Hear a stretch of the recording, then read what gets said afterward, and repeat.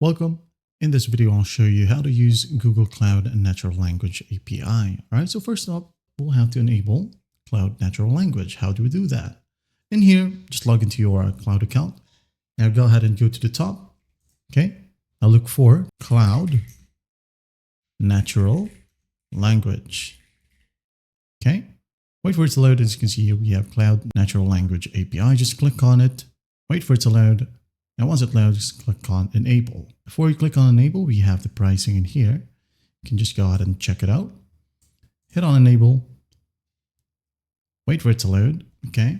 And here you can see it is now loading. Wait for it. Now go ahead and create a credential. Okay. Right here at the top. Click on it. Just hit on Next. Add OAuth, scopes, and client ID, and also your credentials at the last, okay? Once that's done, you can now go ahead and open up the shell right here at the top right, or you can go ahead and use the Google Cloud SDK.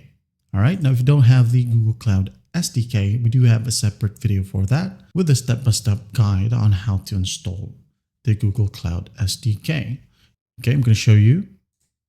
This one is the Google Cloud SDK. You can go ahead and run a command, for example, gcloud ml space language, like so, analyze dash entities space hyphen content is equal to, maybe we're talking about Michael Jordan. Michael Jordan is a basketball player and is known for his free throw line dunk. Okay, dot. That's it. You can now go ahead and hit on enter.